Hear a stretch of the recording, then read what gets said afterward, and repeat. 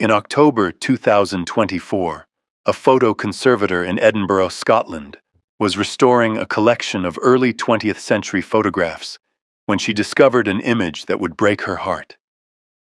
It was a simple portrait from 1905, a young boy, maybe 8 or 9 years old, sitting on front porch steps, cradling a tiny kitten in his arms. At first glance, it was absolutely charming. The kind of innocent, timeless image that makes you smile. A child and his pet. Pure joy captured on film. But when the conservator, Dr. Hannah Fraser, began the restoration process, removing 119 years of deterioration and enhancing details invisible for over a century, something emerged that completely changed the meaning of this photograph. Details in the background, symbols in the boy's clothing, and most heartbreaking of all, an inscription on the original photo mount that had been hidden beneath layers of tape and grime. What appeared to be a sweet moment of childhood happiness was actually something far more tragic. Dr. Fraser stopped work immediately and contacted medical historians and Victorian childhood specialists. What they discovered wasn't just sad. It revealed a devastating reality about childhood in the early 1900s that this photograph had documented and then concealed for 119 years. This is the story of one photograph, one boy, one kitten, and a truth that will make you see Victorian childhood in a completely different light. Let's begin. The Edinburgh Photographic Archive houses over 200,000 historical images documenting Scottish life from the 1840s through the present day. Most are catalogued, preserved, and accessible to researchers. But in October 2024, the archive received an unusual donation from the estate of a deceased collector in Glasgow. A box of approximately 60 uncatalogued photographs from the early 1900s, many in severely deteriorated condition. Dr. Hannah Fraser, a senior photo conservator with 15 years of experience, was assigned to assess the collection and determine which images could be saved. Most showed typical Edwardian subjects: family groups, street scenes, holiday gatherings. But one photograph immediately caught her attention, not because it was unusual, but because it was so perfectly charming. The photograph measured approximately 5 by 7 inches, mounted on thick cardboard backing, typical of professional portrait studios from the period.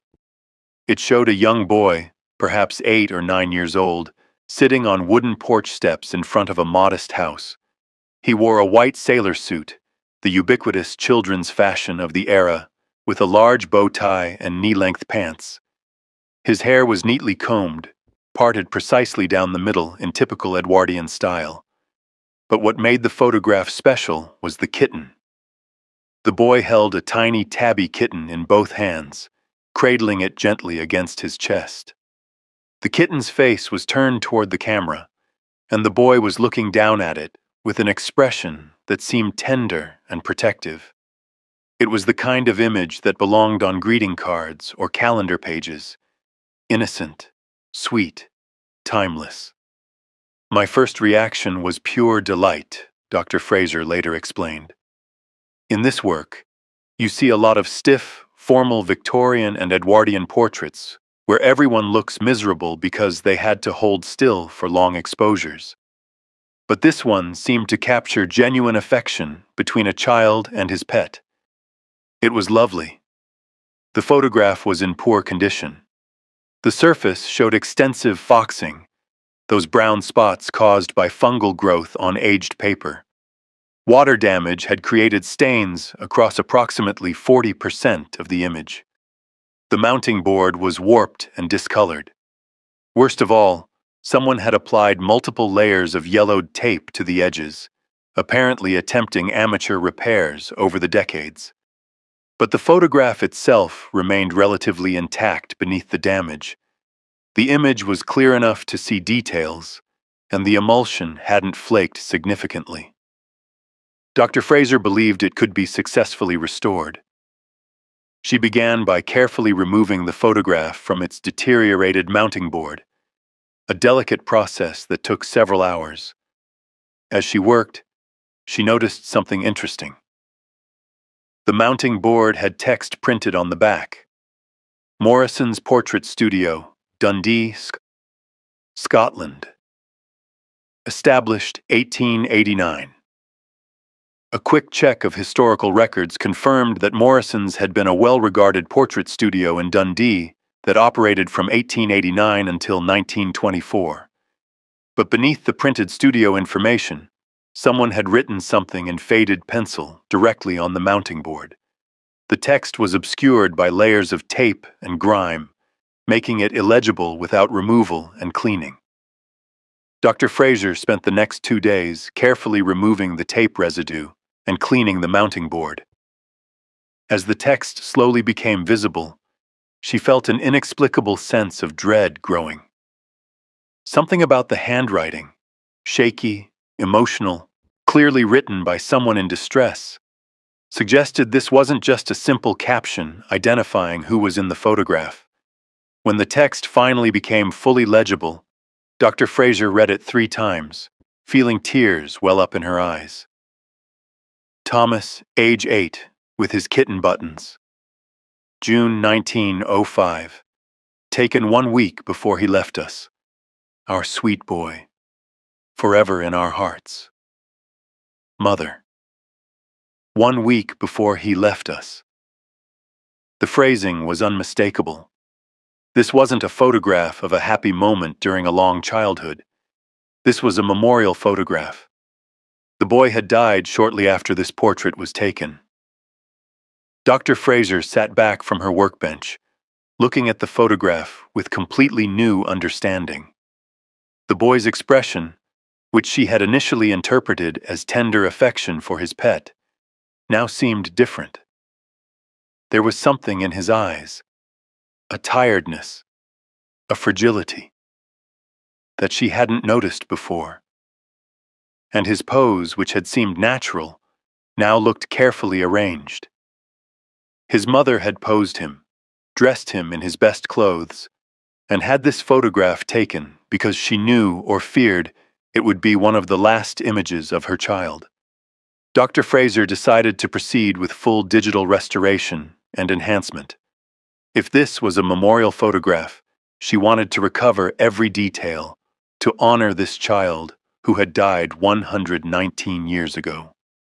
What the restoration would reveal would be even more heartbreaking than she anticipated. Dr. Fraser began the digital restoration by creating an ultra-high-resolution scan using a Hasselblad H6D 400C camera, capable of capturing 400 megapixels. This level of detail would reveal elements completely invisible to the naked eye and would allow her to work with the image at microscopic precision. The resulting digital file opened on her laboratory monitor, and Dr. Fraser began the painstaking process of removing digital artifacts, correcting for fading and discoloration, and rebuilding damaged areas using AI-assisted reconstruction techniques trained on thousands of period photographs. As the enhanced image emerged, details that had been obscured for 119 years became visible, and each one added to the heartbreaking story this photograph told. The boy's face, now clear and detailed, showed signs that Dr. Fraser recognized immediately from other Victorian memorial photography she had worked with. His skin had an unusual translucent quality, pale to the point of being almost luminous. The areas under his eyes were darkened, creating shadows that suggested exhaustion or illness. His cheeks were slightly hollow, indicating recent weight loss, but most telling were his eyes. Enhanced to full resolution, they showed a particular quality that Dr. Fraser had seen before in photographs of seriously ill children from this era. A brightness that wasn't vitality, but rather the feverish intensity that comes with certain diseases. The pupils were slightly dilated, and there was a distant quality to his gaze, as if he were looking past the camera rather than at it. Dr. Fraser examined the boy's clothing more carefully. The white sailor suit appeared to be brand new. The fabric showed no signs of wear, no stains or repairs that would be typical of everyday children's clothing in 1905. This was a special outfit, purchased or made specifically for this photograph. His mother had dressed him in his finest clothes because she knew this portrait would be precious. Then Dr. Fraser noticed something that made her pause. On the boy's left wrist, partially hidden by his sleeve but visible when she enhanced the contrast and brightness, was a piece of white fabric, a bandage or dressing of some kind. She zoomed in further. The fabric appeared to be wrapped carefully around his wrist and lower forearm, suggesting either an injury or medical treatment. The kitten, enhanced to full detail, was heartbreakingly young, probably only a few weeks old, small enough to fit easily in the boy's hands. Its eyes were wide and its tiny body was relaxed in the child's grip. But Dr. Fraser noticed something peculiar. For a photograph taken in 1905, with exposure times that typically required subjects to remain perfectly still for several seconds, the kitten showed no motion blur at all. It was perfectly sharp. That suggested the kitten had been deliberately selected for this photograph specifically because it was calm enough to be held still. Or possibly, Dr. Fraser realized with a chill, the kitten had been sedated slightly, a practice that was not uncommon in early photography when photographing small children or animals. But the most revealing details came from the background. Dr. Fraser had initially paid little attention to the house visible behind the boy, assuming it was just typical Edwardian domestic architecture. But as she enhanced the background, removing blur and sharpening details, she noticed something significant. The window visible behind and to the left of the boy showed a white cloth hanging in it, specifically a white sheet or curtain positioned in a particular way. In early 20th century Britain, this was a recognized signal. A white sheet hung in a front window indicated that someone in the household had died or was seriously ill. It was a visual warning to neighbors and visitors, a sign of mourning or sickness. But the photograph showed the white sheet already hanging, meaning the house was already marked as a place of illness when this portrait was taken. The boy's family already knew he was dying when they had this photograph made. Dr. Fraser felt tears streaming down her face as the full context became clear. This wasn't just a portrait taken shortly before a sudden death. This was a farewell photograph, commissioned by parents who knew their child was terminally ill and wanted one final image to remember him by. They had dressed him in his best clothes, given him a kitten to hold to make him smile, and captured this moment knowing it would be one of their last memories of their son. The question now was, what illness had killed 8-year-old Thomas in June 1905? And could the photograph provide any clues about the disease that had taken his life? Dr. Fraser contacted Dr. Margaret Ktten, a medical historian at the University of Edinburgh who specialized in Victorian and Edwardian childhood diseases. Dr. Ktten had published extensively on child mortality in early 20th century Britain and had advised on numerous historical medical cases involving photographic evidence. When Dr. Ktten viewed the enhanced photograph and examined the visible symptoms, she was able to provide a preliminary assessment within minutes. Based on the pallor, the facial shadows, the weight loss, and particularly the bandaging on the wrist, I believe this child was suffering from tuberculosis, what the Victorians called consumption.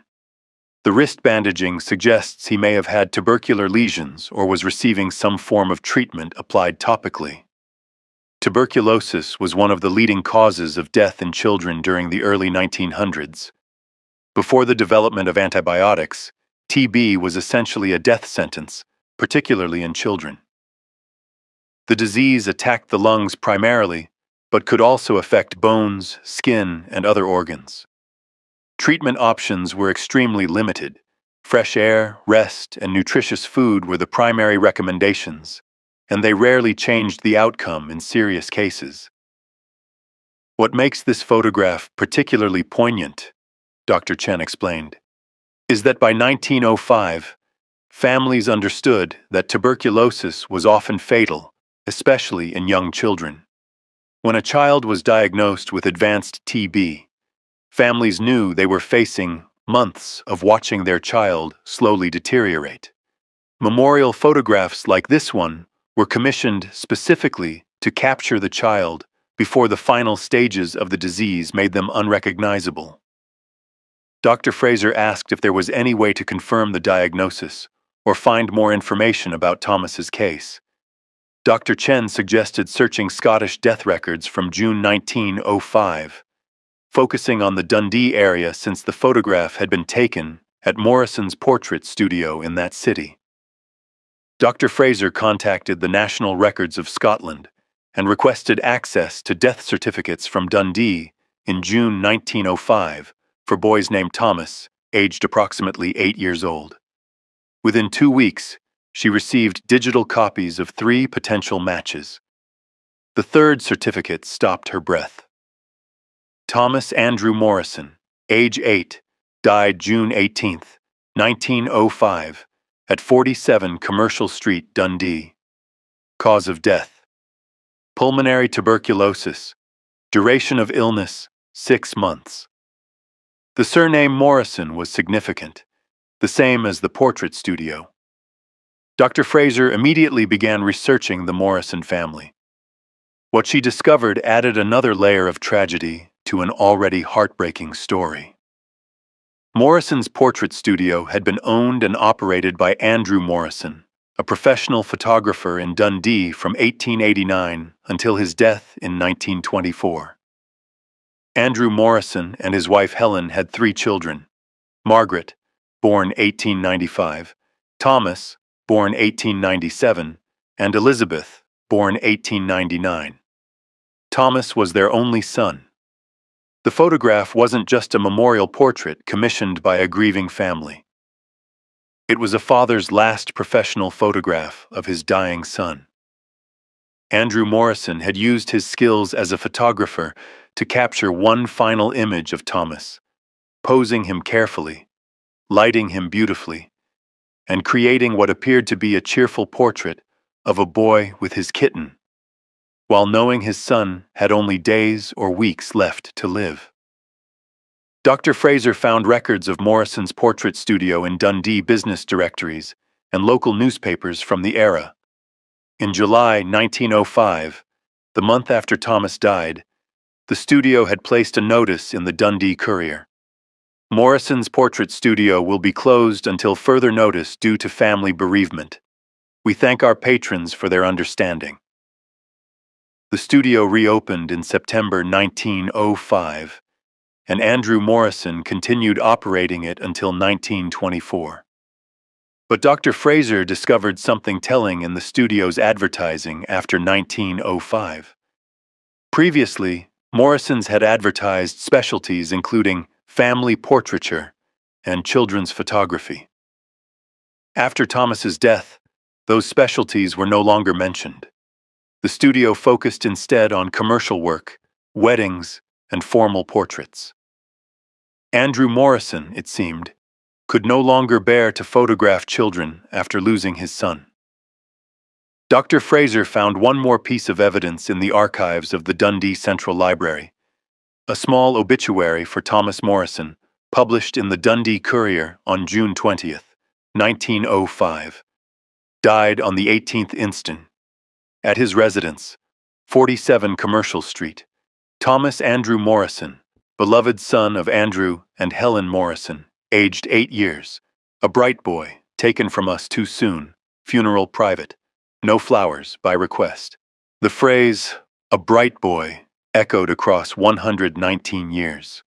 Thomas Morrison had been someone's sweet boy, someone's hope and joy, someone who had laughed and played and loved his kitten named Buttons. And then tuberculosis had slowly stolen his life while his family watched helplessly. The photograph that Dr. Fraser had initially seen as a charming portrait of a boy and his pet was actually something far more profound. A father's final gift to his dying son. A moment of peace and innocence captured before suffering and death. And a memorial that had survived 119 years to tell Thomas's story to a world that had forgotten him.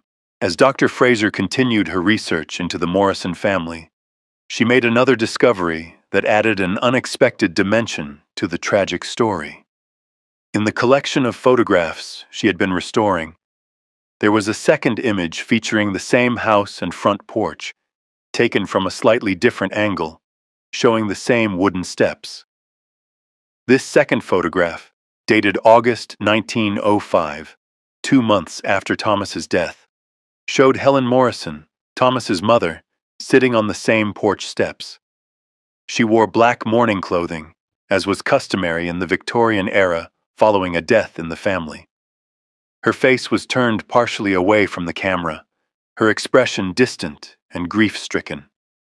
And in her lap, clearly visible in the enhanced image, was a tabby kitten that appeared to be the same one from Thomas's photograph.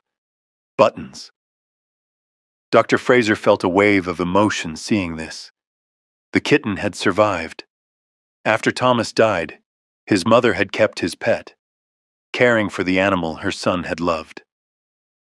In Victorian mourning culture, this was not uncommon. Grieving parents often kept their deceased children's possessions, pets, or favorite toys as tangible connections to the child they had lost.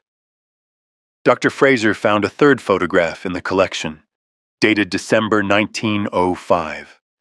It showed the Morrison family, Andrew, Helen, and their 2 daughters, Margaret and Elizabeth, in a formal Christmas portrait. And there, held by young Elizabeth, was Buttons the kitten, now slightly larger but still recognizable by its distinctive tabby markings. The kitten had become part of the family's living memorial to Thomas. Every time they looked at Buttons, they remembered the boy who had held her so gently in June 1905. Dr. Fraser decided to investigate whether there were any other records or photographs of the Morrison family in Dundee archives. She contacted local historical societies and genealogical researchers. What she discovered was both touching and sad. A researcher named Colin MacLeod responded to her inquiries with information he had compiled about Dundee photographers. He had been studying Andrew Morrison's career for a local history project and had actually interviewed Morrison's daughter Margaret in 1978, shortly before her death at age 83. According to MacLeod's notes from that interview, Margaret had spoken about her brother Thomas and about the photograph with the kitten. "My father took that photograph about a week before Tommy died," Margaret had told MacLeod. "We all knew he was dying. The doctors had told us there was nothing more they could do. But my father wanted Tommy to have one happy moment, so he bought him a kitten from a farmer down the road. Tommy loved that kitten so much. He named her Buttons because she had little white spots on her paws that looked like buttons." Margaret had continued. "After Tommy died, Buttons became so important to all of us, my mother especially. She would sit in Tommy's room and hold Buttons and cry. That cat lived for 16 years, until 1921. When Buttons died, my mother mourned her almost as much as she had mourned Tommy. I think she felt like she was losing her son all over again." The kitten that appeared in the photograph as a tiny ball of fur had lived a long life. 16 years was exceptional for a cat in the early 20th century. Buttons had been held by Thomas in his final days, had comforted his grieving mother for 16 years, and had become a living memorial to a boy who died too young. MacLeod's notes included one more detail from his interview with Margaret Morrison. She had told him that when Buttons died in 1921, Helen Morrison had written a small memorial card and placed it in the family Bible next to a pressed flower from Thomas's funeral. The card read, "Buttons, 1905 to 1921, beloved by Thomas, She brought us comfort when we needed it most. Dr. Fraser felt the full weight of this story settling on her. What had started as a charming photograph of a boy with his kitten had revealed itself as something far more complex, a document of love, loss, grief, and the small comforts that help families endure tragedy. The photograph wasn't just about Thomas. It was about a family's attempt to capture joy in the face of death, and about a small animal that became a bridge between a lost child and the family that survived him. But there was one more element to uncover. Dr. Fraser wanted to know what had happened to Thomas's sisters and parents. Had they lived long lives? Had they found happiness after such devastating loss? The answers would complete Thomas Morrison's story. Dr. Fraser spent the following weeks tracing the Morrison family through Scottish records, census data, and archival materials. What she discovered painted a picture of a family forever changed by the loss of their son and brother. Andrew Morrison continued operating his portrait studio until 1924, when health problems forced him to retire. He died in 1926 at age 61, relatively young, but not unusual for the era. His obituary in the Dundee Courier mentioned his successful photography business and his contributions to documenting Dundee's history through his work. It made brief mention of his family. He is survived by his wife Helen and daughters Margaret and Elizabeth. Thomas was not mentioned in his father's obituary. By 1926, 21 years after his death, society's conventions had moved on. The grief of a child's death, no matter how profound, was expected to remain private. Helen Morrison lived until 1947, dying at age 78. She had spent 42 years as a widow, outliving her husband by 2 decades.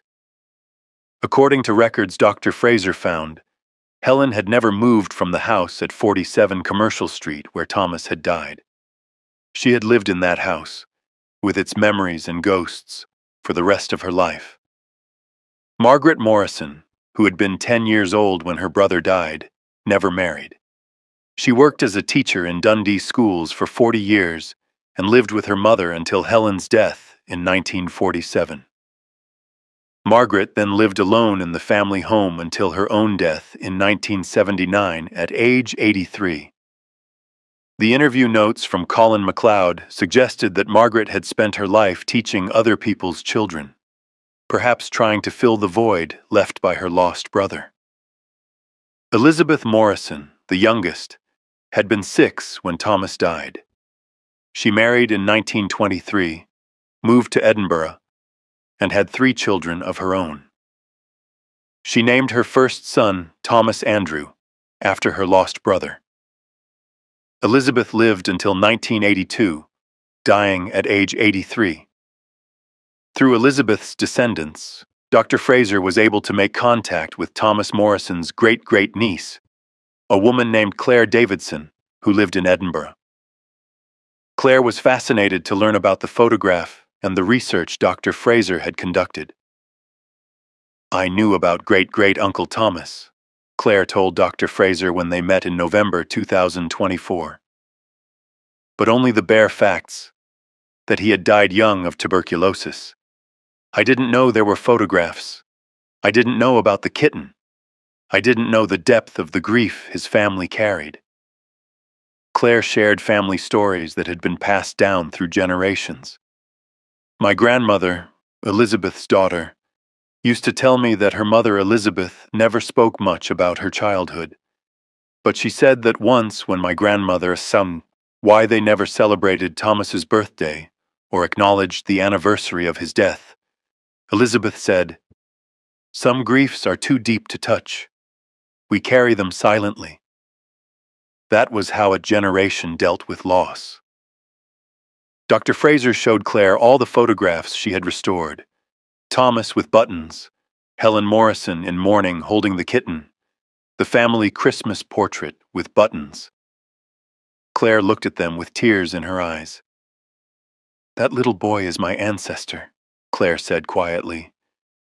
He's been dead for 119 years, but he's part of why I exist. If he had lived, maybe the family would have been different. Maybe Margaret would have married and had children. Maybe the whole family tree would look different. His absence shaped everything that came after. Dr. Fraser prepared a full conservation report and historical analysis of the Morrison family photographs. The images were donated to the Dundee City Archives, where they are now part of the permanent collection documenting Dundee's social history. The archive created a dedicated exhibition titled Thomas and Buttons, a Victorian Family's Story of Love and Loss. The exhibition opened in December 2024 and included the restored photographs, historical context about childhood tuberculosis in the early 1900s, information about Victorian memorial photography, and the Morrison family's story as reconstructed through Dr. Fraser's research. Among the opening day visitors was a primary school class from Dundee. Their teacher, a woman in her 60s, brought the children to see the exhibition as part of a local history lesson. As the children looked at the photograph of Thomas Morrison holding his kitten, one little boy, about 8 years old, the same age Thomas had been, raised his hand. "Did the kitten miss the boy when he died?" the child asked. The teacher knelt beside him. "I think she probably did miss him," she said gently. "But the boy's family took care of the kitten for the rest of her life. So even though the boy couldn't be there, his love for the kitten continued through his family." The child nodded, seeming to understand something profound about love and loss and continuity. Dr. Fraser watched this exchange with a lump in her throat. This was why historical preservation mattered, not just to document the past, but to help the present understand timeless human experiences, love, loss, grief, and the small comforts that help us endure. The photograph of Thomas Morrison and Buttons the kitten had seemed like a simple, charming image, a sweet moment of childhood innocence. The restoration had revealed it as something far more profound. A document of a father's love for his dying son, a family's attempt to capture joy in the face of inevitable loss, and a reminder that every life, no matter how brief, matters and deserves to be remembered. Thomas Morrison lived for 8 years. He loved a kitten named Buttons. He was photographed by his father 1 week before he died of tuberculosis in June 1905. His family grieved him for the rest of their lives. His kitten lived for 16 years and brought comfort to his mourning mother. And 119 years later, his photograph was restored, his story was researched, and his brief life was honored properly. His name was Thomas Andrew Morrison. He was 8 years old. He was someone's sweet boy. He held his kitten gently and looked at her with love in his eyes. And now, more than a century after his death, he is remembered not just as a tragic statistic of Victorian child mortality, but as a real child who was loved, who loved in return, and who left behind a photograph that speaks across the years about the universal experiences of childhood, love, and loss. This is Thomas's story. And now you know the truth behind that photograph from 1905.